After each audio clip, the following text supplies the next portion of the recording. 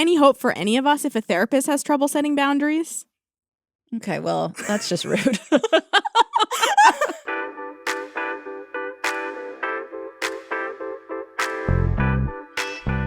Hello and welcome back to Revealing Your Secrets, the podcast. We are here again with our therapist, Meredith Levy. Hi. Meredith, Yes. I'm nervous. Okay. Why? I'm very anxious for this episode. Okay. And something happened on the show recently that I want to talk about. Okay. But I feel like I wouldn't be able to talk about it on my own. So I'm very glad you're here because I Okay. thought maybe you could help me talk through it. Okay. That sounds fun. Okay, it's not. Okay. So I was driving to set the other day and my dad called me and he said, "Are you doing anything important?" And I said, "I'm going to work." And he said, "Okay, well, call me afterwards. I have something to tell you." Oh, And then I was like, "Well, now I'm panicked, Yeah. so please tell me." cryptic. And then it was very cryptic. And then he said, "Someone died, but I don't want to tell you who. I don't want to ruin your day." And I was kind of shocked. So I said, "Okay." And then I called him 2 minutes later and I was like, "You should tell me." Right. And then he didn't. Oh, my. So I went to here and I filmed an episode with just all of that anxiety of not knowing what was going on. And I think it was just weighing so much on me that I brought it up during Okay. the show. Okay. I said this just happened because I just didn't know. I didn't know how to put on a show. Like Right. I just experienced something really weird. Anyways, after I filmed the episode, I called my dad. I found out who died. And I wish I hadn't brought it up at all. I'm in the weird predicament where I know I don't owe anyone anything. I could say nothing. Right. And do you ever feel like a type of fear that indicates to you that you should do something? Does that make sense? Yeah. Something inside you is telling you. To talk. Yeah. Yeah. I think I'm trying to create a space here where people are open. So yeah, and people have been commenting and asking. So I just want to say, Was there like backlash? Like, why did you bring that up? no, or- not Okay. backlash. I did see a comment or two about the way my dad handled things, which I definitely True. wasn't the best Yeah. approach. But he's well intentioned, Okay. misguided. Right. It happens. Fair enough. He was also processing this. Yeah. Anyways, In hindsight, do you think whoever it was, it would have been better for him to tell you in that moment? if he told me before, I wouldn't have come to the shoot. Oh. So I'm I don't sorry. know. That's horrible. Okay. Yeah. So, I mean, people are asking, and again, that's weird. I don't know anyone an answer. And I'll just say it was my cousin who I was very close to, Oh. young, some of my only family in LA. I'm sorry. Thank you. The question usually is followed by how. Yeah. And I'm not going to answer that because, and part of me wants to talk about it to like connect with people who have gone through something similar. And based on the nature of what's happening, it's not right to talk about. Yeah. So that's where I'm at. I totally get it. So I'm also cryptically speaking up to say I will say no more. Yeah, no. I mean, it's the important part is that you had a death in the family, and that's Yeah. really sad. Yes. And I think it totally makes sense when something's weighing on you like that to bring it up. I think it doesn't sound like it was in a inappropriate way or an inappropriate setting. I think in order to cope, I was kind of laughing, and it's not funny. Yeah, we do that though. I know. I definitely am one of those people who, when I'm really nervous, I laugh, Yeah. and it can be very inappropriate timing. I felt really icky about it after the fact. But I also, in the same way, I forgive my dad in doing the best he could in that moment. Like, I also did the best I could in that moment. Yeah, I mean, judging yourself for the way you react to some traumatic news is, I mean, you wouldn't judge someone else, I'm guessing, Mm-mm. right? I know. We're supposed to be as kind to ourselves as we would be other people. I know. That's it. That's all I wanted to say. And I just don't think I would have been able to do it on my own in an episode. So I was hoping that we could do it. And we did. I think it, again, if you were in the middle of like dinner with the Queen of England, which would be super weird, but you Pretty probably wouldn't have brought it up, right? Who knows? You're not wrong. Sometimes I have no filter. You might have, but this seems like a pretty appropriate setting for you to put it out there. Yeah, I think so. And when I think of my intentions for the show, it's definitely creating a community. And I think that involves being honest. Yeah, I think it's very So- brave of you. Thank you. I wouldn't have said anything ever if my dad didn't call me 10 minutes before. Yeah, And so I always think everything happens for a reason. So I'm like, maybe I'm supposed to be having this conversation. I don't know. yeah. Anyways, Now, Yes. to lighten the mood, Okay. I have a question for you that I thought of this week that I'd like to know the answer to. Okay. You look nervous. Okay.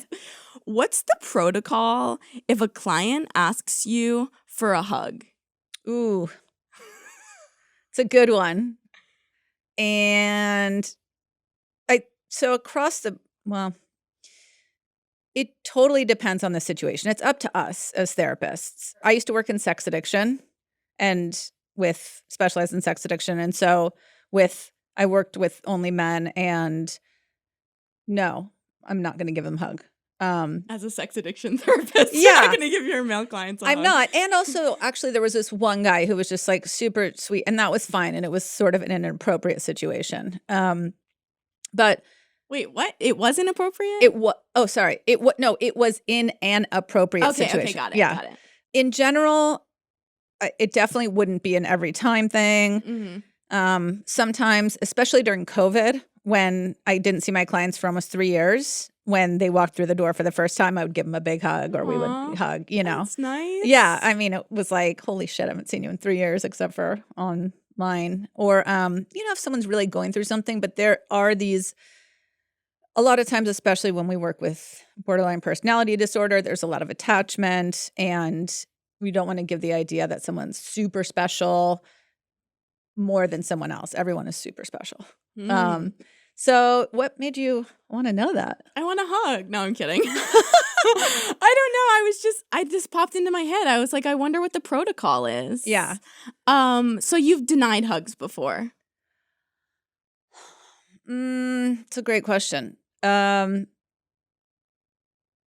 will say I have one client that I really wish that I didn't hug all the time. Every session, she wanted a hug at the end.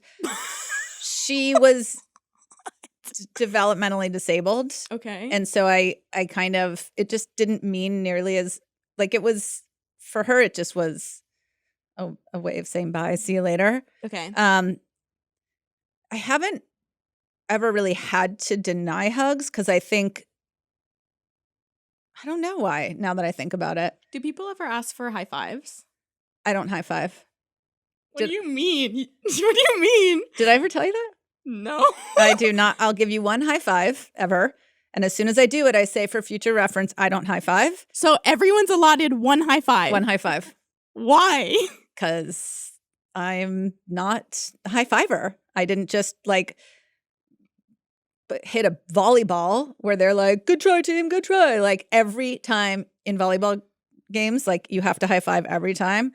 I'm not like playing football. I don't know. I just don't high five me. I'm not like, hey, bro, high five. It makes you uncomfortable, or you just don't care for it? Both. Okay. It both. I'm just like, no, dude, no. But I'll pound it if you want. Okay. I didn't even give you your only high five, but I know. we'll gonna save that for later. Yeah. But I really do. I tell people, like, I don't high five. Whoa. Like if I have a trainer or something and they're like, good lift or whatever. I'm like, no, please don't ever do that again. Do you have an equivalent? It's the fist bump. I mean, it is not that I enjoy those either. Yeah, that's very similar in energy. It is. It's just not as, I don't know, something so lame. Sorry. Whoa. I know. In my judgmental mind, that's my total judgmental mind. Sure. I don't know why. If I dug deep down, there's probably something deep rooted about maybe because I never played sports in high school and I felt left out. I don't know. Who knows? Okay. We're getting somewhere. Yeah. You know what? I do need to think of something instead. Instead of a high five. Yeah. Instead of a fist bump. Well, get back to us if you do. Yeah. I have one final question. Okay. Has anyone ever asked for a head scratch? Nope. Okay. What's the weirdest thing anyone's ever asked for? Oh, God. Asked for?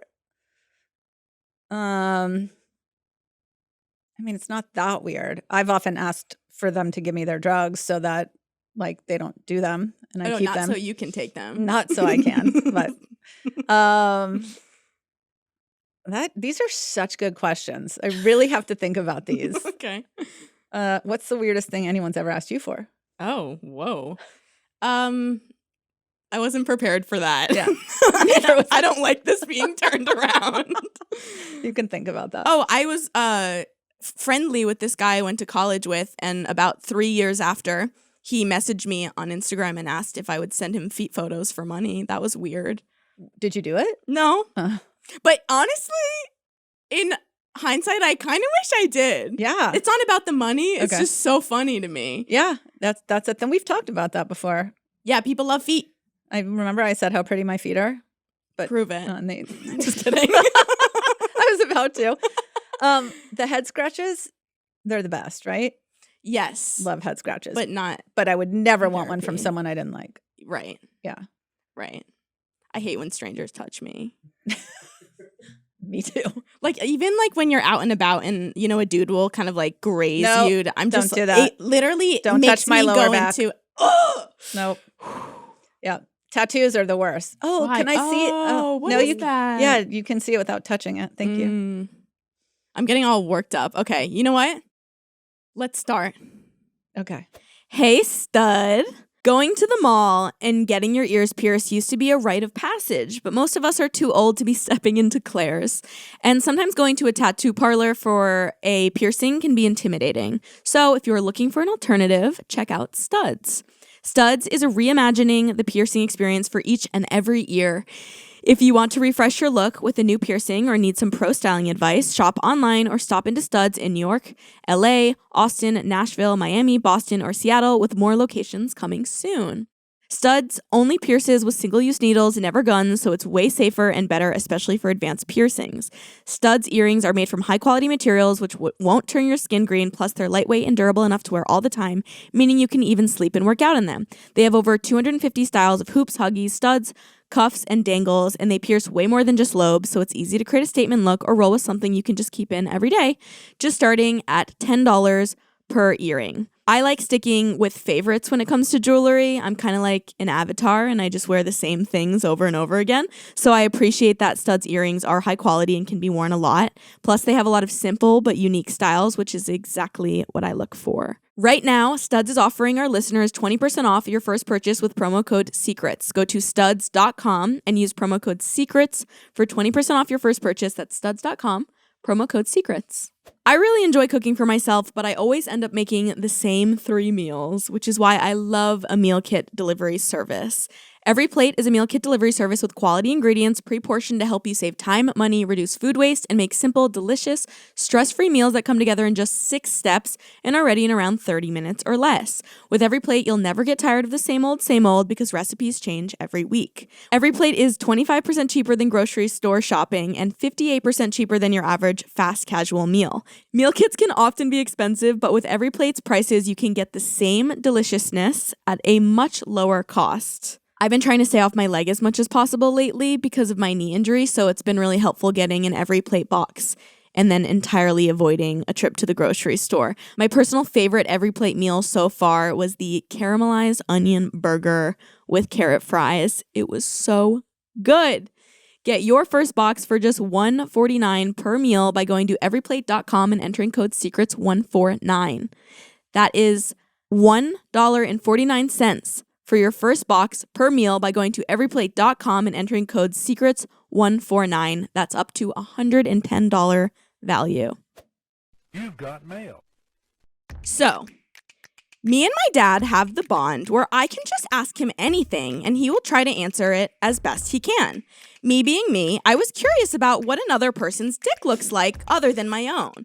I planned out a way I could ask my dad a serious question and he can answer. I was 16 at the time, so these questions were normal to ask. So I told my dad that I was worried that one of my balls are bigger than the other. It's normal, guys, don't worry. So he told me it was normal, but I was still concerned about it. So the next time I saw my dad, we live in different households, I asked him to come upstairs into my room so I could talk to him. So I told him that I was still really worried and it just didn't feel right, and he asked to see it. I stood up and pulled my pants off and showed him. He said it was completely normal, and then he showed me his. It was only a couple of seconds, but I saw it all. I instantly got a boner. Actually, they wrote boner. They did. I was like, what?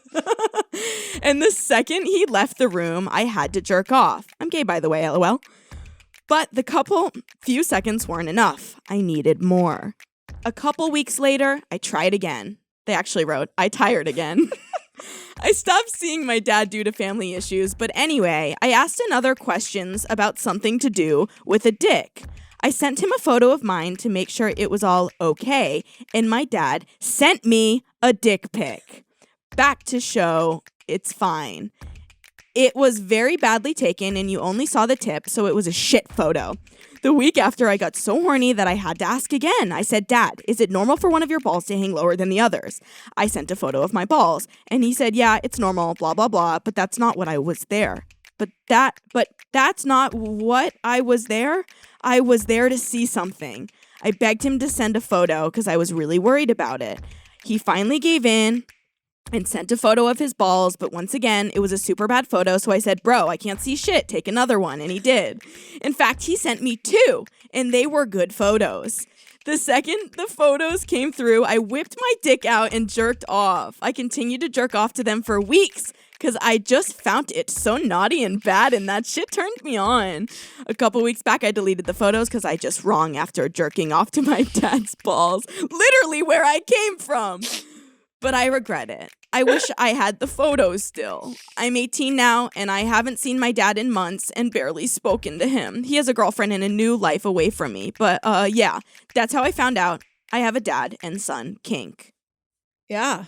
I think it's so funny. Sorry. No, go. That he begged his dad for nudes and then critiqued the photos that he was sent. Yeah, I mean, there's a lot in there.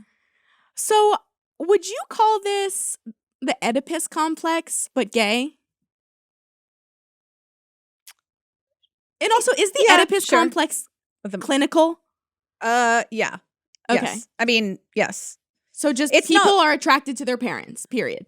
Yeah. And that's science. Like malfunctioning. Dude, I need a book. It was a theory that started way back, obviously. Yeah. And it's not, yes, definitely people can be attracted to their parents. I don't remember what you asked me about Oedipus, but either way, this is a situation. This is a thing. It's a situation. Yeah. Well, would you say that's what's happening here? Yes. Yeah. I'm curious to know if it wasn't his dad and it was just dick pics and balls in a photo, would he feel the same? Would he get as horny? No, you know what I mean? Sounds like it's really about his dad. Yeah, for sure. I mean, I think it is. Why are we attracted to our parents? Well, it's not that common. Okay. It's not. It can be. It's a thing that happens. Mm-hmm. Sorry, I'm just a little thrown off. Why are we attracted to our parents? Obviously, it depends on the situation. It can be really deep rooted if there was any sexual misconduct. And I think here, obviously, it's the dad's place to hold the boundary. But I mean, the son is lying. It's like under the guise of something else. Well, for anyone wondering, the kid was 16. If you send a picture of your dick to a 16-year-old, that is considered child pornography, and you can be arrested and even if you're charged. Their parents? Yeah. Wow. Yes, for sure. Even if it's just a matter of ball size? Even if you didn't ask for it and like you're 22 and some random girl you don't know sends you a picture of her boobs, you can literally be charged. Whoa. Okay, let's not give anyone ideas. That's kind of crazy. Well, if you want to be listed as a sex offender, go ahead. No, I know, but I mean that's a way you can like. Oh yeah, don't say that. Yeah, get some win. I mean, we said it. Yeah. Okay. It's kind of interesting, but yeah, no, it's the dad definitely. This is something that if you're not picking up on this, like how many times after you each pulled your pants down in the room together, that's not something you do at 16. You know. That's or like really ever with your parents. No, but like 4 years old, if like sure 2 maybe sure like see we all have weird looking balls or something, but not really at this age. And also, can you scroll all the way up to the beginning? He had never seen another guy's penis at 16. Oh, so maybe it really wasn't originally about his dad, and then he just got his attachment with the fact that the first dick he ever saw was his dad's. It's very possible. But also, so he's never seen another guy's penis. I'm curious to know about that. Like no porn, no, I don't know what school's like these days, but do guys change in the shower for PE or whatever? You're looking at me. I don't know. I don't know. A urinal next to you. I just feel like they are around, you know, and also never having seen his dad naked when he was younger. So I do think this is it. He doesn't seem very concerned about it, is what I'm getting. Not that he's not concerned, the kid. You mean concerned that he has a dad-son kink? Yeah. I think that's a common theme we're seeing in this podcast. There's people who are just kind of unaware that their issue is an issue, if that makes sense. They're just like laughing about it. Right. That seems to be what's revealing happening. it. And yeah, I mean, just like pretending to your dad that you can get pictures of his dick so that you can jerk off to it is definitely a thing that one should probably see therapy about. Is that the advice that you're going to give? Yes, that is definitely the advice. Also, yes. And also to the dad, really set a boundary. Talk to your son. Don't be sending anybody pictures of your dick ever. Anyone? I mean, can't send anyone photos of my dick? What about a significant other? As long as your face is in it. Otherwise, I wouldn't recommend it. Just FYI. Okay. I mean. And that's not therapist advice. That's just your advice. Yeah. Sure. Cover your ass. Yes, but definitely not anybody under 18. And not your parents.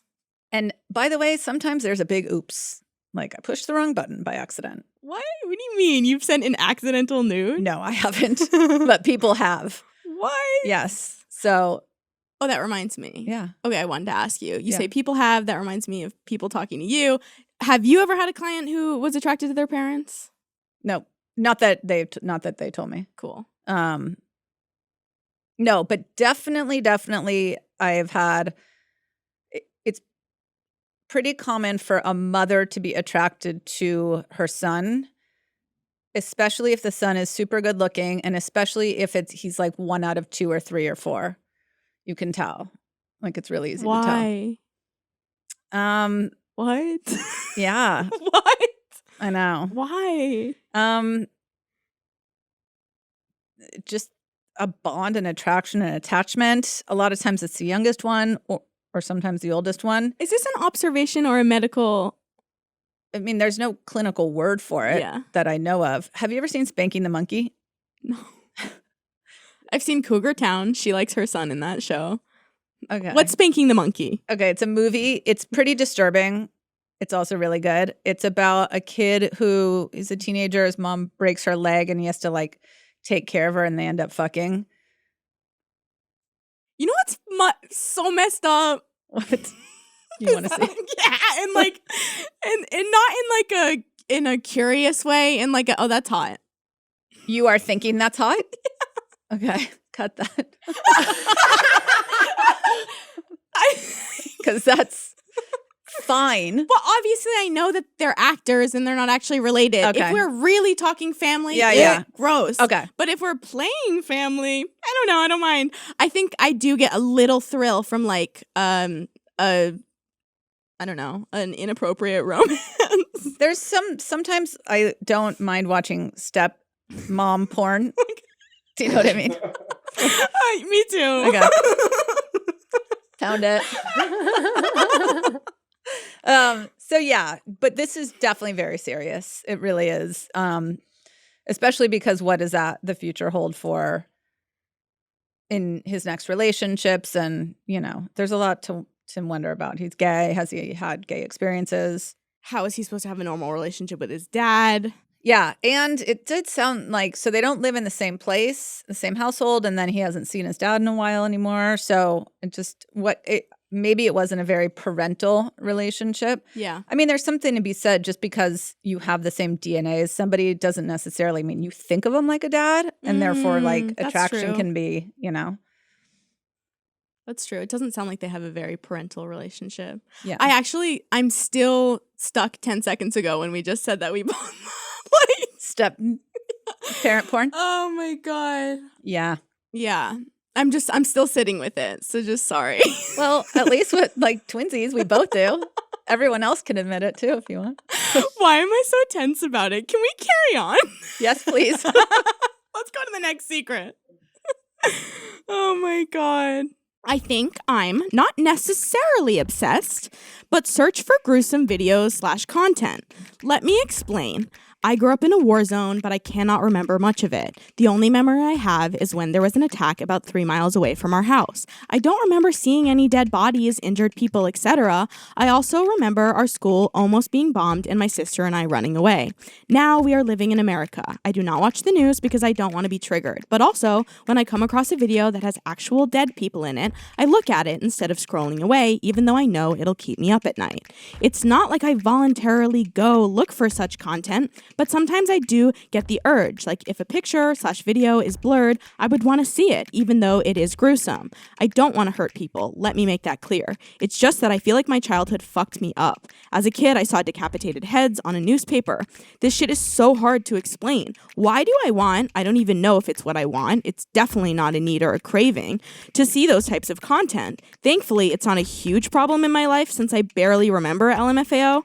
Like, I don't get the urge at all unless I read news about war or things to do with actual dead people or see blurred pics / vids. I don't know if this makes any sense at all. But yeah, war fucked me up in other ways that I probably cannot comprehend or realize. I'll keep you updated if more comes up. Smiley face.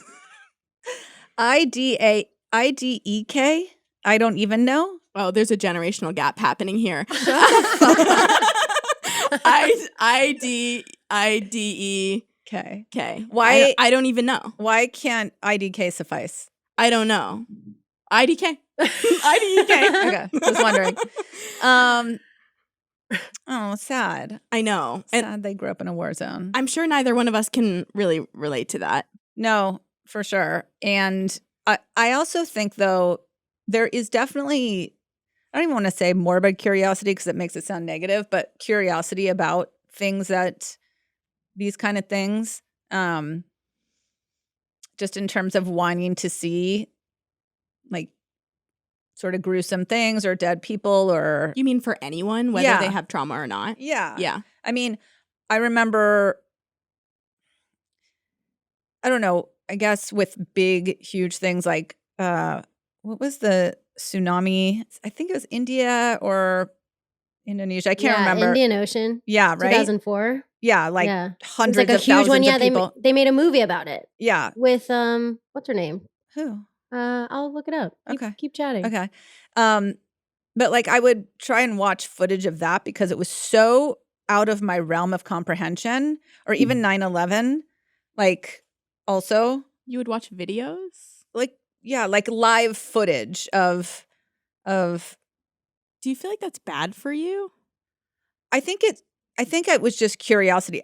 Again, like these were from so far away where you could just see, like, so sad, the man that jumped out of the building, right? And yeah, it was The Impossible with Naomi Watts. Oh my God, I didn't even watch it. Oh my gosh, I watched it. I did see this movie. And it's like so sensational that you can't believe it's real, but it's interesting because it's real. Yeah. You know? Yeah. So I think it's the same effect as why traffic exists when we see next accident and the whole other side of the freeway is stuck in traffic because everyone wants to see what happened. Curiosity. Right. Yeah. So I don't think, for sure if I saw someone just in an accident that was like mangled and bloody, and I wouldn't stand there and look, but I would want to see what happened and then look away, you know? Well, I wonder, is there another layer of what's going on for this person? Because here's something that I noticed in my life is that there were times where I would relive on purpose a trauma that I had gone through, and I didn't realize that was happening at the time. Right. And so is there a clinical term for when people, and do you see this often, where people go out of their way to expose themselves to something that was traumatic? Oh, yeah, for sure. I think even for unconsciously, yes, but it's one of those things where we keep putting ourselves in the same situation over and over and over again, right? So like, for example, if somebody had been sexually assaulted and continued to go out with men they didn't know and go back to their houses, right? Mhm. And that had been the situation. And they're like, oh, I don't know, it's fine. Or trying to find a different result each time or seeing if they blame themselves, that kind of thing. Mm-hmm. For him, I think he doesn't have a lot of, they don't have memories, it sounds like, or maybe just very few memories. And so maybe trying to re-trigger or see the little bit of what they went through or what it would have been like to stay there. I think, I mean, scary enough that they remember school being almost being bombed and running away from it, you know? So there's a tool. I don't know if I've ever done it, but in therapy, that's very common, exposure therapy. Mm-hmm. Is that not what this is? And how do you know when it's helping or hurting? Well, I'm wondering why they shared it as a secret, right? So in my mind, it seems like maybe there's some shame or doubt. I think we know if it's helping or hurting when is the exposure therapy would be usually to try to change something. So I have a horrible phobia of going down escalators. I think I mentioned that maybe. To me, yes. Okay. So the exposure would be going down the escalator to try and get rid of my fear, right? But if I kept doing it just as a challenge or just as a, without an intention of making the change, Then it isn't helpful. then probably isn't helpful. Okay. If I'm just trying to like freak myself out and. So do you still have that phobia? Mm-hmm. Sure do. Have you tried exposure therapy? Yes. Not really. I mean, yes, in that sometimes I have to go down escalators, but if I really did make the true exposure therapy type effort, then it would probably be different. But it just feels like such a minimal thing in my life that. What about at airports? Yeah. They have elevators. It's really going down escalators in like heels. I feel much more comfortable if I'm in flats. I mean, yeah, I feel like that makes sense. Well, when I was a practicing lawyer and I was in court, I always had heels on and the escalators was panic. Aww. So I would just tell the other lawyers that I'll meet them downstairs and then I would take the elevator. Did you tell them why? Did they know? No. Oh my God, you were just harboring this secret? I know. I should have written Why? in. I know. So sad. But yes, exposure therapy is actually an amazing way of dealing with things. So it can be. But would you say you would use exposure therapy for someone with war trauma? Like, I feel like they don't need to see more of that. No, if I did, it would be in a way where if you have some PTSD, and every time, you hear a door certain noise, slams, yeah. that's probably when I would do it. But I Okay. wouldn't be like, let's go in war territory and exposure because there's no need, Okay, that makes sense. How do you function in your everyday? What is triggering you, and we'll expose you to that. Right. So Okay. if I had to go to an escalator every day now in my life, I would be like, okay, I really need to work on this. But No escalators, no high fives. No down escalators. No down escalators. Yes. Got it. No high five. I'm learning a lot about you today. Yay. Well, before we move on, just would you recommend that this person doesn't keep looking? Yes, I would Okay. recommend I'd say most people shouldn't be looking I at these recommend they things. don't, but I also say like don't judge yourself. It's not uncommon. Mm-hmm. And again, it doesn't sound like it's really negatively impacting their life. And I mean, yes, it keeps you up. And also it seems like the last thing was like, I'll keep you posted if it didn't sound, too like detrimental to their well-being. yeah, but also not fun for sure. All right. Good luck out there. Let's carry on. I think I sexually assaulted my nephew when I was 13. So this all started when I first moved into my house. We both were alone upstairs when we ended up in the master closet, and for some reason, I don't know why, I sat on his lap. He was 9 at the time, so he got a boner when I sat down on his lap, And when I felt it, it gave me a feeling and I felt horny. So I started to grind on him and I started to moan. Since he was a little kid, he asked me if I was okay because I was moaning. And I remember touching his dick and sat right back down where I felt it. After I did that, I felt horrible, and we were both acting weird after that. I told him to promise not to tell anyone. After that happens, that night, I remember praying to God to forgive me. I felt horrible and had knots in my stomach. The next day, we went to a birthday party, and I was giving away my candy, so he blackmailed me, saying he would tell if I didn't give him any. I'm almost 18 now, and he's 14. He brought it up recently, and I just said I don't remember. I feel so horrible. Anyways, I love your vids. Oh, so sad. This stuff is so sad. I know. Well, it's hard because they were both kids. So I don't think they either really knew what was going on. I mean, 13 is way older than 9. Yeah. But do they really know what consent means at that age? I'm not like trying to forgive what they did. I just hope that they can forgive themselves because they were a kid. Yes, yes. Yes, you sexually assaulted him. Yeah. That's the answer. And also, it is sad because it's not an intentional thing. He didn't go into it with the intention of doing that. There's some physical, mechanical things that just happen. Like he got a boner when he sat on him, which is just Or they. We don't know. They. We don't know who the person Nephew. submitting. well, they both have. Oh, I don't think we know the, You're not wrong. the submitters. okay. Either way, Yeah. Sorry, they I was just didn't. rereading. It's okay. They didn't. Yeah, they didn't know. And I think we talked about this before. When you're young, there's definitely experimentation that happens that's completely normal. In this situation, yeah, there's definitely a Like a power dynamic. a bigger, much older. It's older, like a Yeah. lot older. So, I mean, the fact that they have remorse is important Mhm. for sure. The little kid that manipulated him into getting the candy, that's wow. Well, I wonder if. Well, I don't know, but I wonder if. Okay. I wonder. Are they handling it correctly now? Well, 'Cause yeah, go I ahead. feel like you're kind of like adding salt to the wound by denying that it happened. Yes. I mean, so 14 and 18 now, and he brought it up recently, which is really interesting. I mean, I would love to know what he brought up. Mm-hmm. The problem is he could still be charged, Oh wow. well, because he's 18 now. Depends where they live, like what state, and But he wasn't 18 when it happened, or they weren't 18 when it happened. yeah, it's still, they still can be charged. Wow. Yeah. So, I mean, again, depending on the state and stuff.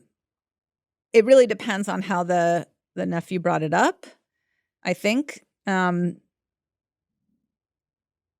Easier said than done to say, pouring salt in the wound, to say you don't remember. Yeah. Like, Here's how I think it should be handled. okay, And I know best. tell me. I would say maybe going about it like, I don't remember, if that's like how to protect yourself. And you're saying it happened, so I believe you, and I'm Right. sorry. Right. That's it. Yeah. I again, I feel like it would have to be how, like, if the nephew was like, you ruined my life, you did this, blah, blah, blah. Or if they were like, do you remember that one time? Or, It's different. It depends on how it, yeah. yeah, to how the response would be and how to go about figuring out what to say, Do you think it was abnormal that he tried to blackmail the person for candy? I mean, no, he's 9. Like, Yeah. you do what you do for candy. But it is a little interesting that he knew it was wrong at the time. Yeah. Right. So we can't really give advice because we don't know exactly how they're communicating. yeah, I mean, look, right after it happened, he was praying to God. They were praying to God later and to be forgiven. So, I mean, obviously it was a horrible experience, and it's still so 13, 18, so 5 years ago. I mean, I would try and process it with somebody, Mm-hmm. even if it's like a clergy or if they're religious and Mm-hmm. or a therapist or somebody they trust.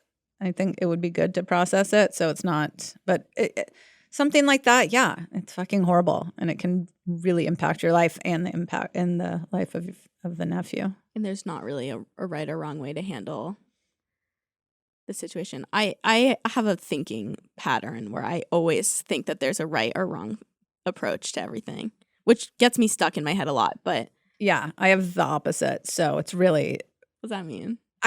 I don't think there's yeah, I try to see all sides, and Okay. so right and wrong is really hard. It was wrong for him to sexually assault their nephew. That is for sure. Mm-hmm.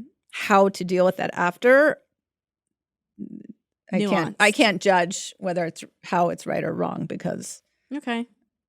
Hate that, but fine. I know. I'm sorry. I just want black and white answers, which is literally one of the staples of DBT is Mhm. not black and white thinking. Right. And again, sometimes there is a necessity for it, right?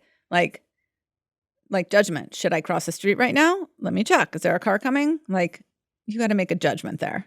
Okay, well, when is it not justified judgment?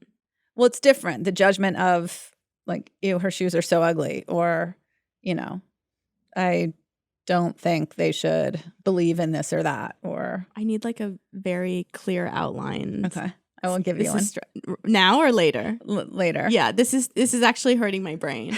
So we have to move on. Okay. I have been in a relationship with my boyfriend for 1.5 years now. For the first almost year, we didn't fuck at all. It was kind of nice because every guy I got with before him would always try to get in my pants as soon as possible. Then, after 1 year, we finally started fucking. That's when I discovered a whole new side of him that nobody knows except me.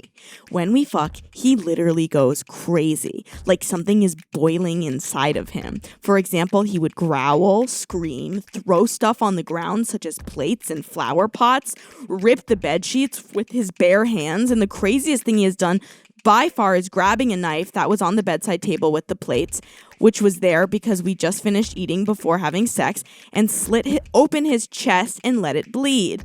The blood was all over him and all over me.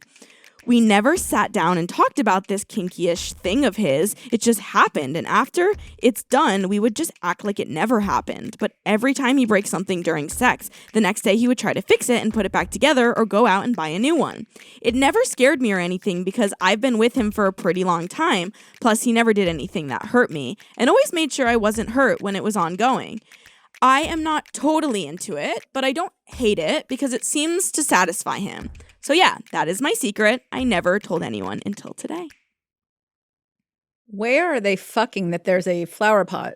I was wondering that too. Just wondering. But I mean, I guess you could have a plant next to your bed. I guess I just would have thought plant, not flower pot. But I guess we all say different words. It's not the most concerning part. No, but I get it. You're analyzing the situation, which is fair. I think it's funny how she was so relieved to find a man who just wasn't trying to get in her pants, and then when they did, he becomes like a barbarian. I know. A lot of times you also look at the way someone writes something and with the provocative language, like, why are you saying fuck? So many times. Why are you not saying we didn't have sex? Well, or are you suggesting that they're like trying to get a rise out of us? It's just That's interesting. Yeah. it's just provocative language. It's like rougher language, right? Yeah. It's like it's abrasive. It's abrasive for Yeah. sure. It depends. If I was sitting with a client in session and they were like, yeah, my boyfriend and I just didn't fuck for the first, and they were like, but we don't fuck. I would be like, I would say like, and I get it. There is fucking, there is sex, there is making love, there is whatever. And they can all be different. But I would be like, okay, like, let's just like tone it down a little. Mhm. Why do you keep saying that? Well, do you think maybe the way she's speaking is a result of this experience? Probably. Yeah. I mean, who knows how she spoke before that, but It doesn't sound like sex. It sounds like fucking. yes, it does. And all of it is like, okay, whatever. I don't know. Ripping the bed sheets with his bare hands, he's got to be really strong. Right. Like really fucking strong. Are you almost doubting the validity of this? Is that what's happening? No. Maybe it's a little, okay, so if he cut his chest open with a knife and blood was going everywhere, it's interesting how there's no follow-up to that. And so we went to the hospital because he needs stitch, or, Yeah. like, how does that, I get it. It's just when I picture that, I picture like it must have been an ordeal. Why have we not said more about it? right. Okay. That's yeah. So if we're just going to accept that this is true, even though it feels really kind of outlandish. Yeah. If a client came to you and said that this was happening, what would your advice be?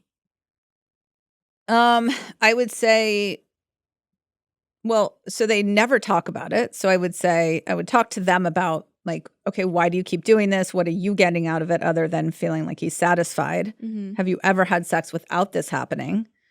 And it's dangerous. It sounds very dangerous for both of them. Mm-hmm. Why do you think he behaves like this? Mm. Where does that come from? I just like, truly the first thing that came to my mind was like, is he a vampire or like a, do you believe in vampires? What was it? The ones in where like one turned into a vampire and A one turned into a werewolf? werewolf. What Twilight? Twilight? Yeah. That's like really what I pictured because it was like he would growl and like rip bed sheets with his bare hands. So I don't know he's probably not a werewolf or a vampire, but But it could be a clinical diagnosis that he's a werewolf or a vampire.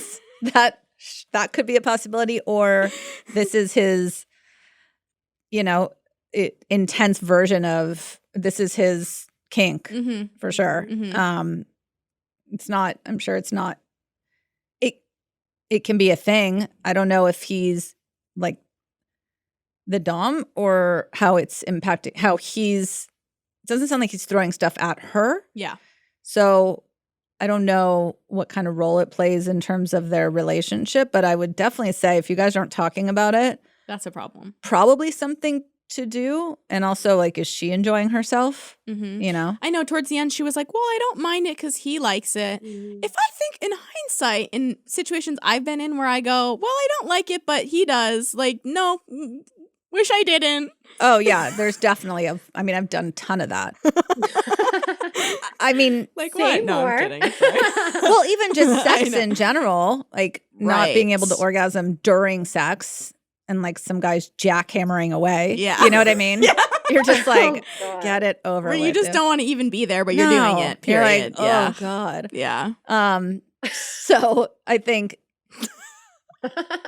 like in a perfect world, I'd be like, okay, stop whatever is happening right now. So I don't know.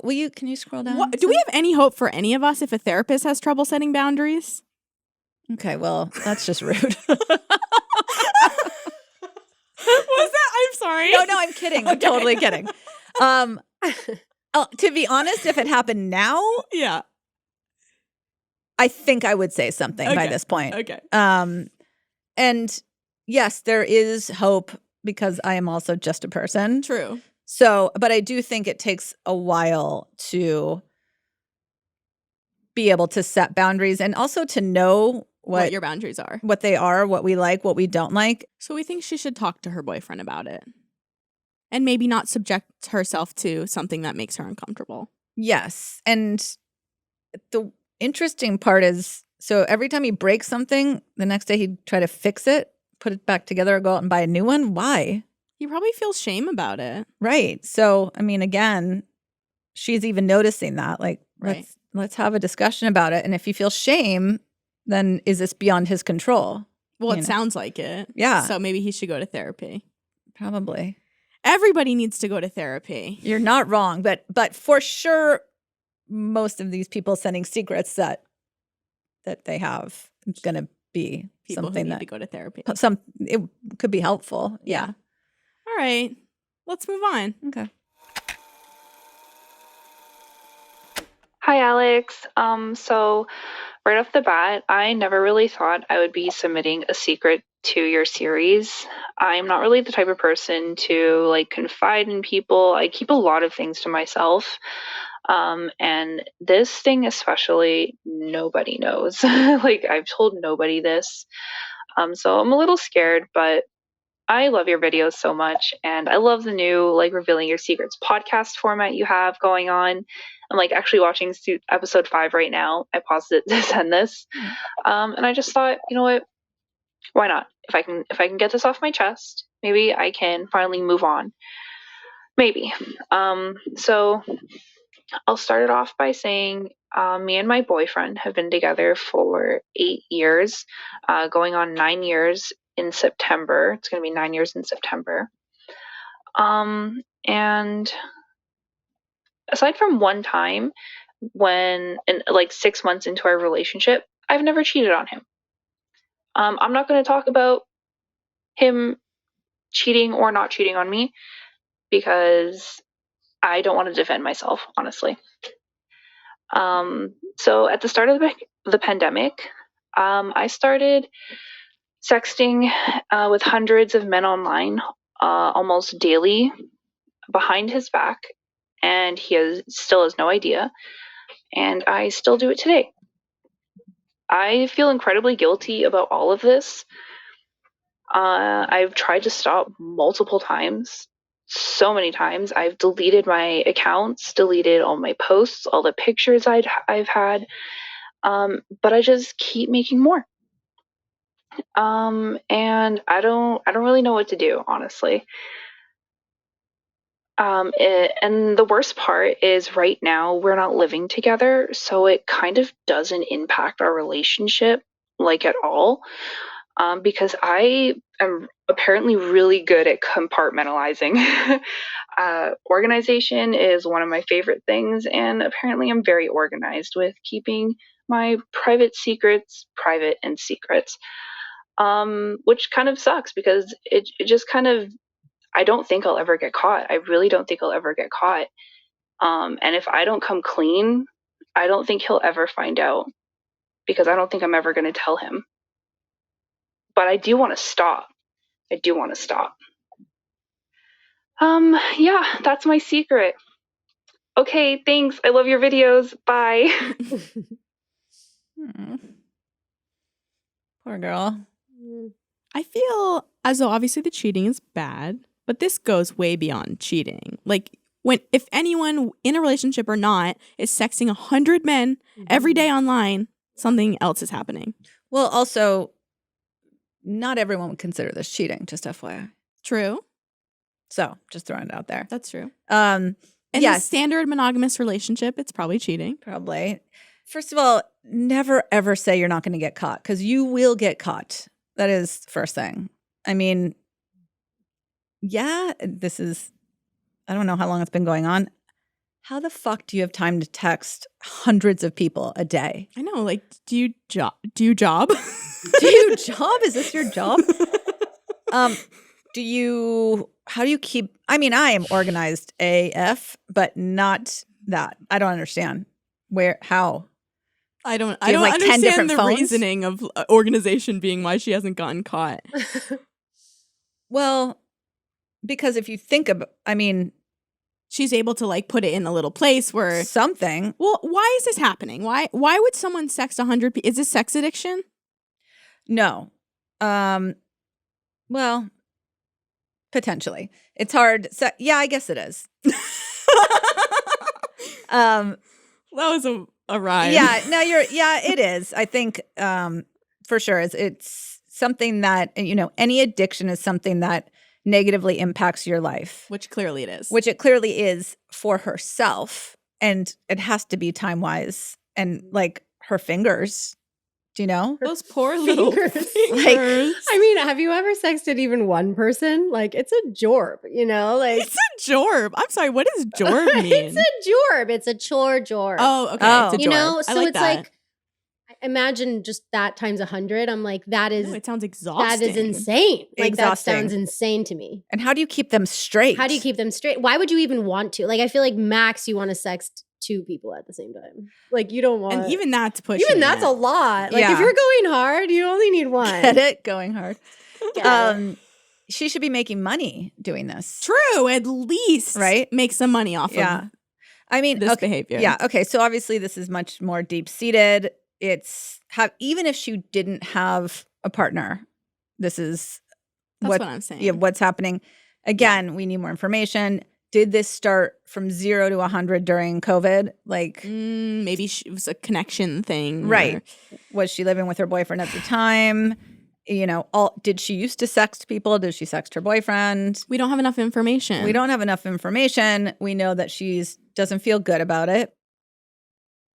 If she was my client and we were working together and we talked about this and we came to the decision that the best thing would be to not tell him, but if she could stop it, that's probably where I would land with her.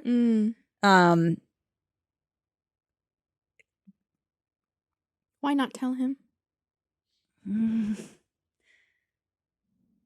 It's rough. It's a rough one. Again, I'm not saying I think it's right or wrong, and I would support whatever choice she made. Mm-hmm. And again, that's why I said, like, it's not the advice I would give, but if that's something that we came up with, I would definitely support her on that. Because the truth, it is so much deeper. It has nothing to do with him. Yeah.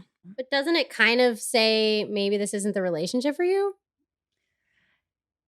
I don't think so necessarily. Yes, it could, but I don't think that it's because of the relationship she's in. Although, like I said, we don't have enough information. Is this guy never ever around? Does he ignore her? Do they never have sex? Like, but let's assume all those things are fairly good. It's a personal issue. It does sound so like psychologically personal that I get why you would say this actually doesn't have anything to do with the relationship. Right. I mean, probably not. It would be a better idea to not be in a relationship at all right now. Yes. While she works on it. It's just 8 or 9 years is like That's a lot to throw away. Yeah. So, I mean, again, knowing the guy, you know, would I be willing to work through somebody doing that? Very possibly. I mean, again, I've worked through cheating, and this is definitely the only reason I might not is because. Which, by the way, you say again, but it wasn't. That didn't make the episode. Oh, but now we know that you've worked through cheating with your partner. Yeah, I'm like at this point, whatever. Like, but I guess the only thing for me would be this is a lot, and depending on how long we've been together, do I want to work through this with somebody or let them work through it themselves? You know. Okay. But well, do you have any advice because we don't have a lot of information, we kind of have to just leave it as is. Yeah. Do you have any advice for her on stopping? Yeah, I mean, she is going in a good direction. She deletes the apps or whatever she said and then comes back and then puts them back. But that at least is a really good effort. I think, again, trying to get to the root of why it is that she's doing this or what purpose it's serving. Yeah, Yeah. exactly. Good question. What is that doing for her? Maybe going to like meetings, like sex addiction. Yeah. Good luck. Or make money doing it. For real, Either girl. way. Either or. Get that coin. Get help or make money. Get help or get that coin. All right, let's move on. All right, so for going public, we are going to speak with the following secret submitter. And I'm going to warn you, it's a little upsetting. Okay. I had gone through a really bad breakup in 2018. After the breakup, I decided to download dating apps after many failed attempts of meeting people on my own.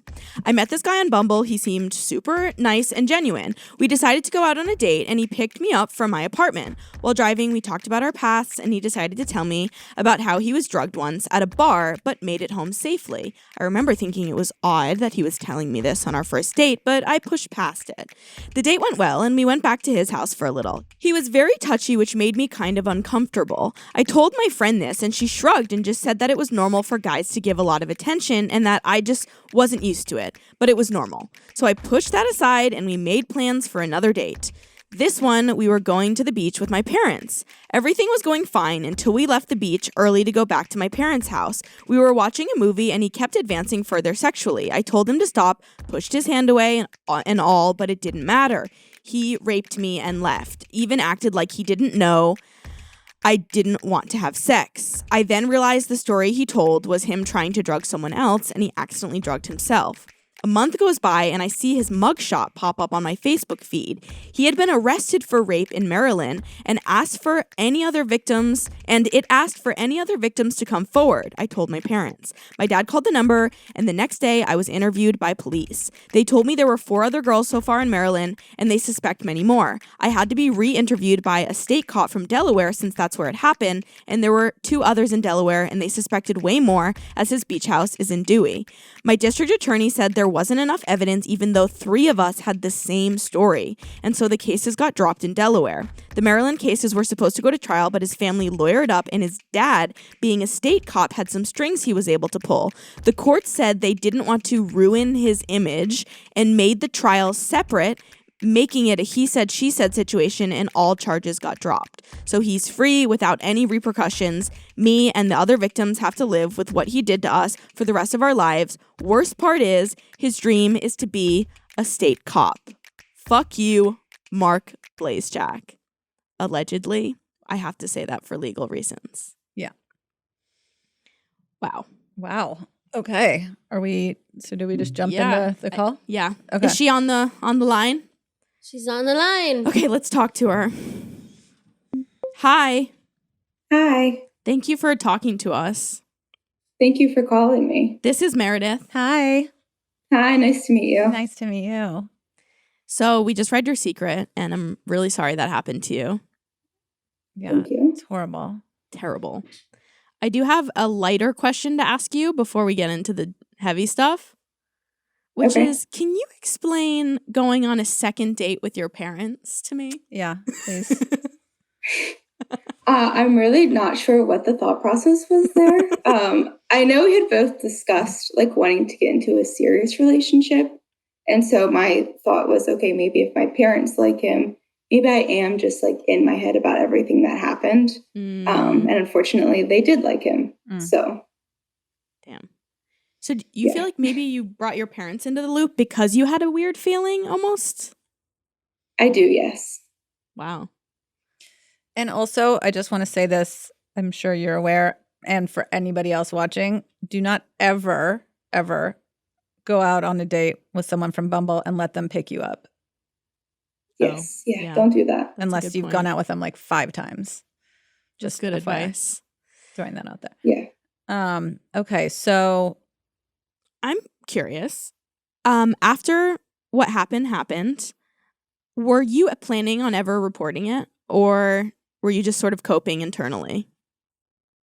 I wasn't planning on reporting it. No one knew other than my friend, and I wasn't planning on telling anyone until I saw him pop up on my Facebook feed. I saw his mugshot, and then I showed it to my mom, and that was when I broke down. But yeah, no, I wasn't planning on telling anyone. Was the friend who knew the same one who told you it was no big deal that he was touching you so much? Yes. Yeah. Did she feel any type of way about that advice after the fact? I mean, this is not her fault or your fault. Obviously, I don't mean to imply that, but it's sort of interesting. I feel like it's a sort of societal thing that we do when we say, oh, men do that. And then, you know, your intuition was spot on from the beginning.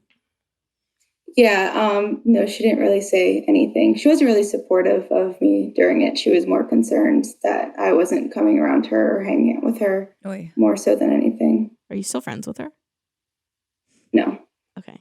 That sounds like a good thing. Yeah. Yeah. So you broke down when you found out. What a terrible way to trigger something that you have experienced, like seeing that on Facebook. Oh my God. Like blessing and a curse though, you know? Yes. Yes, it was. Yes. What was that process like when you had to talk to the cops about what you had gone through? I feel like that's so intimidating to walk through something like that with a bunch of strangers. Yeah, so I had to walk through it twice. I had to walk through it with the cops in his state. And then because it happened where I live, I had to walk through it again with the cops in my state. and they both had records of it. So I knew I had to be spot on with both my stories. And if I wavered at all, it made it seem like it wasn't true, even though it is. So that was more scary than anything. I felt more confident with the first set of cops that he was actually going to be arrested versus the second set of cops who just kind of blew it off and asked me questions like, well, what were you wearing? Well, what did you say? They asked what Like you those were kind of wearing? questions. They did, yes. What the fuck? Well, the I know they're defender's collecting always gonna information. they're always gonna try to make it seem That's just really upsetting. yeah, it's horrible. So horrible. Yeah. Did you get to talk to the other girls directly, or was it via like each one of you told the police or the lawyers and then you found out? So each one of us contacted the police. I still to this day have no idea who the other girls are. Oh, wow. And I know that there were other girls who came forward after me, but once my case was transferred to my state, I was no longer in the loop of anything that happened in Maryland. But I know that there was a few more girls that came forward in both. So we know there are at least 7 of you? Apparently, yes. That is crazy. But the only evidence is all like just testimonies. And so they said that was insufficient. They said it was insufficient, and he had lawyers right away. And we were supposed to all testify together, but the lawyers separated us into different cases. And so different juries made it a he said, she said. And most juries side with the guy versus the girl. Right. Wow. And if you didn't, I mean, it was a while later, so you obviously didn't go get like a rape kit or anything, and which totally understandable. Right. Yeah. Who did you hear that? Like you said, the court said they didn't want to ruin his image. Was it like the judge said that? Who? So it was his parents who posted it. His dad's a cop of his state. So it was more so he didn't want to have his son's image ruined, and that was the talk among the cops, and that's what the cops told us. I mean, first off, that's messed up that was their priority. But secondly, isn't it crazy that they told you that? I feel like that's... Well, it sounds like you heard it through other cops. It was, yeah. So his mom posted it that we were trying to ruin his image. And then when we interviewed with the cops, they had also mentioned that, you know, they believe that we're also trying to ruin his image, but that they believed us. Wow. Do you have any intel on his life? Do you know if he's actually trying to become a cop now? Yeah, I was going to ask, have you ever like PI'd this thing or? So I actually saw him last weekend when I was out on a date with my boyfriend. Whoa. He's not a cop. He is working at a restaurant though. Okay. And what happened? What happened? That's all I know. No, nothing happened. Okay. You just saw him at the restaurant. No, I didn't say anything. You didn't. We made eye contact. I didn't waver. I made sure that he broke eye contact first. Whoa. Love that for you. He has no effect on me anymore. Crazily enough, I didn't feel anything towards him. But yeah, no, I didn't say anything. I asked my boyfriend not to say anything. And then I saw him flirting with the bartender. So as girl code, I just kind of told her, I was like, hey, just a heads up. Like, I don't want this to happen to you. So I just wanted you to know, but we're gonna peace out. I don't want to make a scene. What did she say? So she looked shocked. Yeah. And just said, oh, okay, thank you. And just went about her day. I feel like you handled that very well. Why didn't you say confront him in the restaurant or anything? Just out of curiosity. I mean, I didn't want to make a scene. And why not? I knew I was going to say something. I just didn't think it was going to benefit me in any way, shape, so or form. You thought it through. Yeah. I mean, I wanted to in one way, but also it wouldn't have helped me get through anything any more than I already have. Yeah. I think it would have set me back. So your boyfriend knew. You were like, oh, that's the guy. Yes, he knew. He was more upset than I was. I was okay. Ooh, that has to be hard. He was ready to fight him. Yeah, it wasn't great. It sounds like you've come a long way. How have you been talking to a therapist, or how have you been processing it? So I feel like I put myself in your shoes, I would be like throwing plates. Shit, yeah. So I saw a therapist for about a year after it all happened. I disassociated a lot during the beginning and before I even said anything to my parents. So the few months in between it happening and then me saying are a blur. I don't remember a lot of it. The beginning of therapy, I don't remember a lot of it. Wow. But with the coping mechanisms that, I was told, I've been able to carry that through and like continue them through the years. What would you say to other people who find themselves in this type of situation before anything happens? One, don't let them pick you up. Don't give them your address. Meet them there. Trust your gut. Yes. No matter what your gut is telling you, trust it. Your gut is telling you that for a reason. But then if you do, if it does happen, it's not your fault. You didn't deserve it.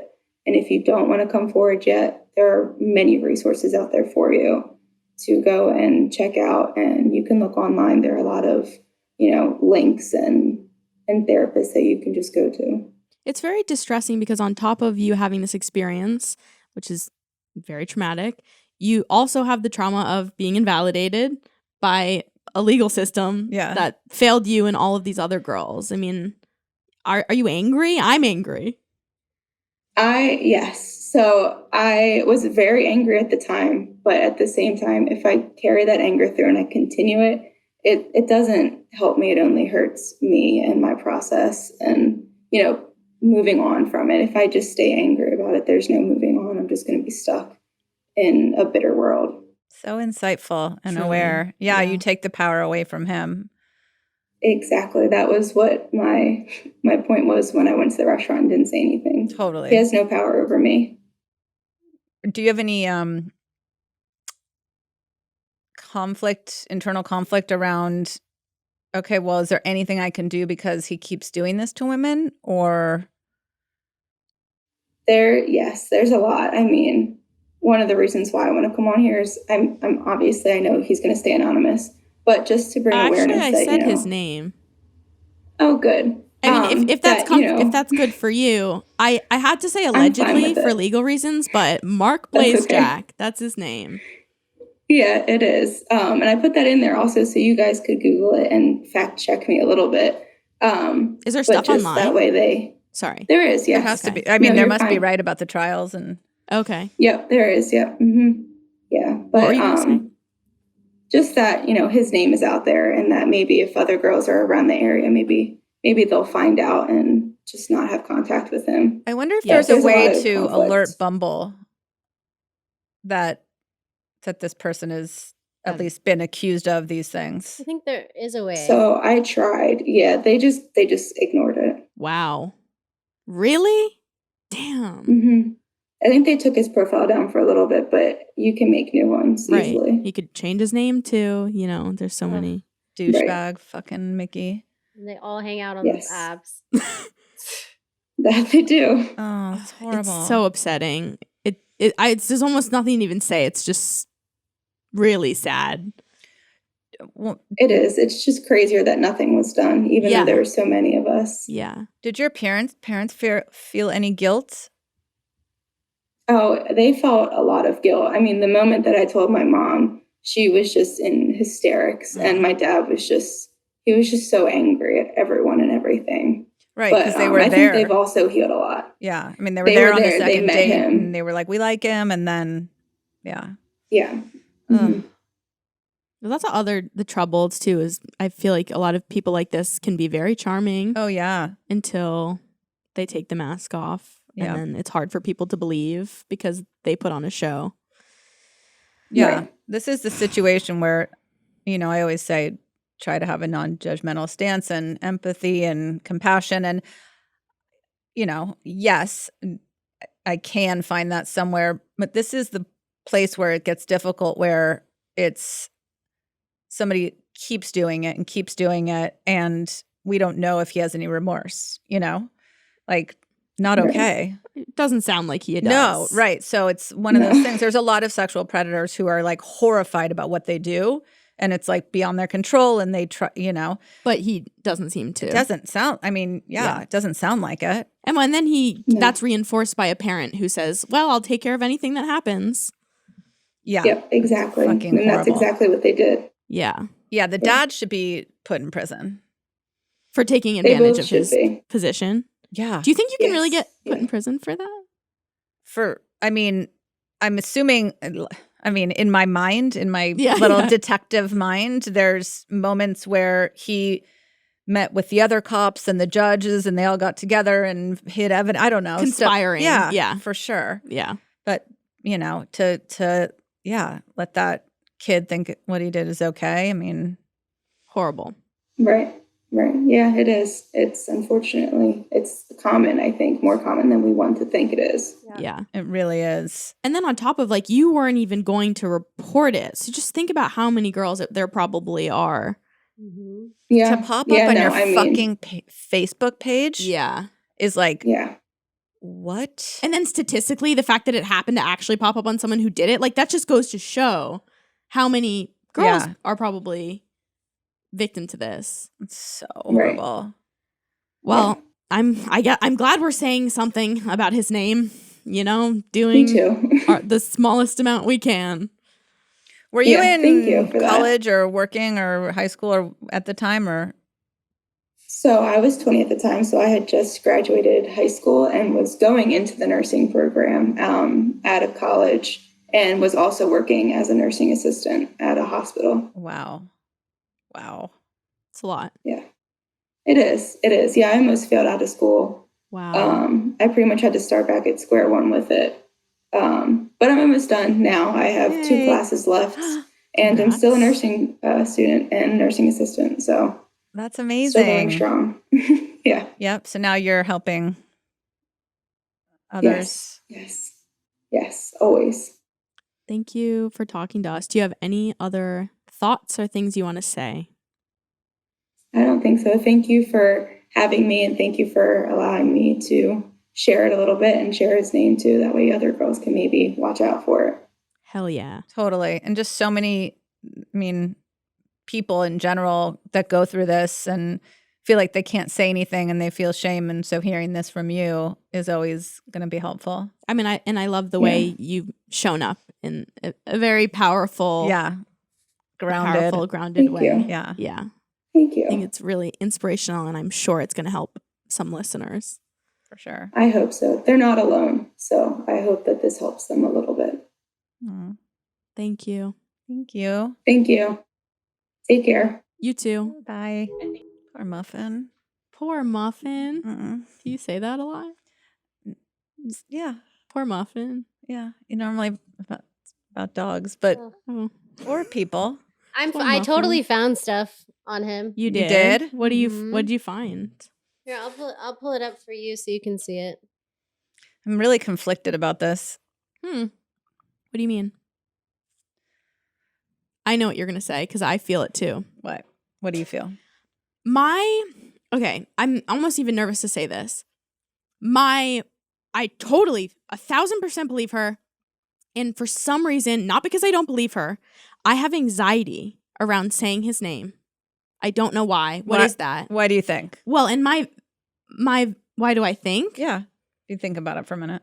I don't want to like disrupt anyone else's life, but it's like, well, if I think about my values and like what my life experience has been, my values would say, no, say his name and don't be afraid. I mean, I think it's 1,000%. Of course, believe her. Of course. And also, it's kind of like I said, even though it doesn't seem like he's remorseful and he keeps doing it, we have no idea what happened to this kid or what his life was like or what his mental health issues are, or none of it excuses it for sure. In a perfect world, people would be able to be in a place where they can be rehabilitated instead of cast out of society. I don't know if you know Megan's Law. It's like there's a website where you can go to that tells you about any sex offenders that have moved into your area.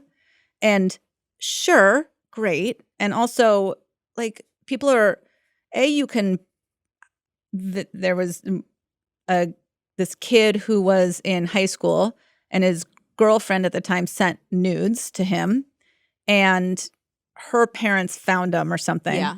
He was going to college for a scholarship. Not only did that happen, he went to prison and had to register as a sex offender. Right. Right. So it's like, and it doesn't necessarily tell you I mean, it can say a little bit on Megan's Law, but it's but like, then people assume the worst. and maybe it was the worst, but also maybe you were literally locked up as a child and beaten and tortured, and I mean, again, and people haven't gotten. So anyway, it's because there is not two sides to any story. This happened. It's fucked up. He needs to deal with the consequences. There should be, but hopefully he can be, have some like reform going on. It sounds like what you're saying, and correct me if I'm wrong, is like, yes, you try to, as a therapist, I'm assuming, like, look at the humanity and everyone involved. And so it feels maybe a little off to have like almost a witch hunt for this person, not knowing how far he's come or like where his behavior came from. As not a therapist and as someone, and I think you've expressed this too, who's like experienced sexual trauma, there's a part of me that's just angry and is like, fuck you, here's your name, everybody can hear it. Totally. It's a dialectic, I guess. Do you think it's wrong to be sharing what we're sharing? No, I don't think it's, I don't, Wrong, right? I was going to say, I don't think it's right or wrong. I think it's totally okay. I think to the extent, I think one of the things that is way more gross about this is to the extent that they divided up all the girls, because that way each jury is just like, oh, this is a one-off thing. Like, this girl said that, there's no, you don't get so calculated. Yeah. You don't get the, these days, like the class action or the, whatever. So just the whole thing, and that he was allowed to do that and involved in doing that, and it's that to me is just, that's where I sort of say, okay, you know what, like, you're going to deal with the consequences of your actions in one way or another. Yeah. And so, and the dad who I said, yeah, he should definitely go to prison again. Are some people inherently bad? I don't know, but who knows what happened to him that he would ever like sort of teach his son that that's okay. Right. I think for me, I have more anger towards him, the dad. Yeah. I don't know why, but that's crazy that this is. We're looking at it online right now.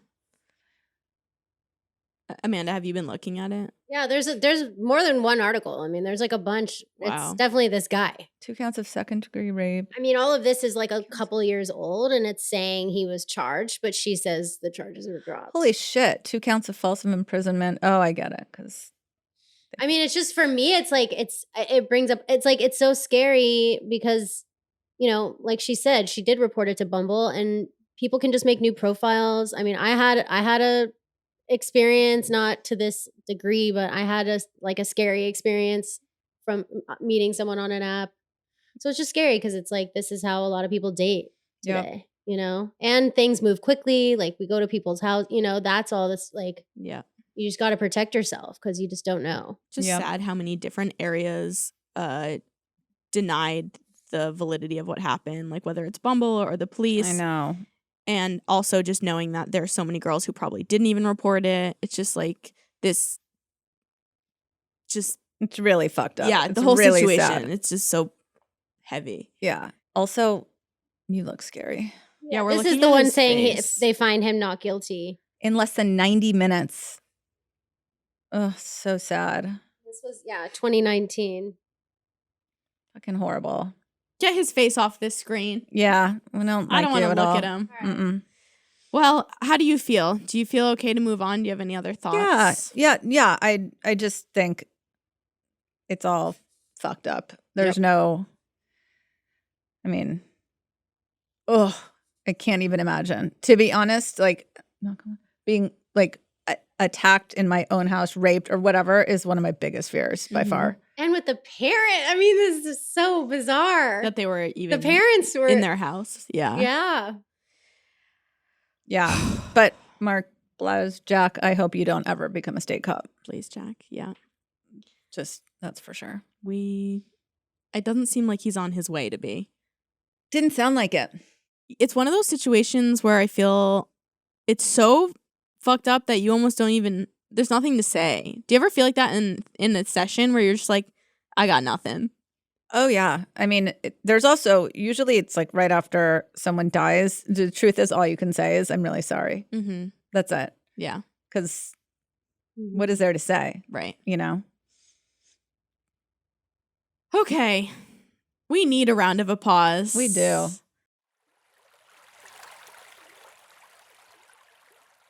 So, in our last episode, you mentioned something called the dime game.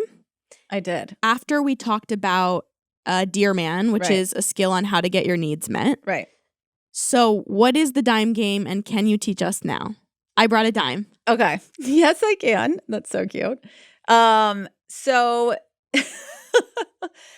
so the dime game is something you can use as a way to figure out how strongly to say no or ask for what you want. Okay. In terms of, if sometimes you're like, well, I could do it. yeah, Sure. I'm not sure. So this is a way you can actually like go through and you add up or subtract like 10 cents for each thing. And then we have a little chart that gives the answer. So let's think of An example. An example. Okay, so yeah, let's use something from today to say you're going on a date with someone and you haven't met them yet, and they ask you if you want them to pick you up. Is this Right. a good Sure. thing to work with? Yeah, yeah, Okay. yeah. So that's the prompt. Right. Okay. So that's the prompt. So then we are going to decide how strongly to say no, right? So it's on the right-hand side. Okay. So we go through these things. So for each thing that is a no, you get 10 cents. Okay. Okay. Great. I'm a little confused, but I'll understand by the end. Okay. I get it. So we'll start with the capability. Okay. Can I give this person what is wanted? Yes. Okay. So you do not get 10 cents Aw. for that. Okay. Okay. Like you're able to do it. Yeah. Right? Yes. Yes. Is my relationship with this person more important than saying no? No. Okay. So you 'Cause I get don't 10 know them. cents. Oh, this is so cool. So give yourself the 10 cents. Will no make me feel bad about saying no make me feel bad about myself? No. Okay. For me. Right. So that's the self-respect part. So you get another 10 cents. I have to do that every time now. Now you do. Now you do. Okay. Favorite part. Rights. Am I required by law or moral code to give or do what is wanted? Or does saying no violate this person's rights? No. Okay. 30 cents. Authority. Is the other person responsible for telling me what to do? No. 40 cents. Relationship. Is what the person is requesting of me appropriate to my relationship with this person? I don't think so. Okay.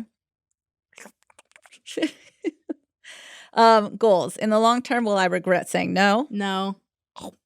60 This cents. is so good. Give and take. Do I owe this person a favor? Does this person do a lot for me? No. Nope. Homework. Do I know what I'm saying no to? Is the other person clear about what is being asked for? Yes. Does that mean I get 10 cents? No, you get no cent. Okay. Should I timing? Should I wait a while before saying no? Irrelevant? No. No. Okay, this was an easier one to do than Wait, others. we're not done. Okay, Oh, so that's great. 80 cents. Okay. So scroll down. Oh, and then there's a chart. Yeah, so we got 80 cents. So 80 cents Oh, is I love this. say no firmly, resist saying yes. Oh my Wow. gosh, I love this. Right? This specific prompt was a bit easier because we knew from the beginning to Right. say no. But this is going to be so helpful. But I think it's good to do a simple one so it doesn't, Yeah. And again, if you were in her situation from at the very beginning, a lot of these answers may not be so cut and dry, You're right. right? Things get muddled with Yeah. emotions.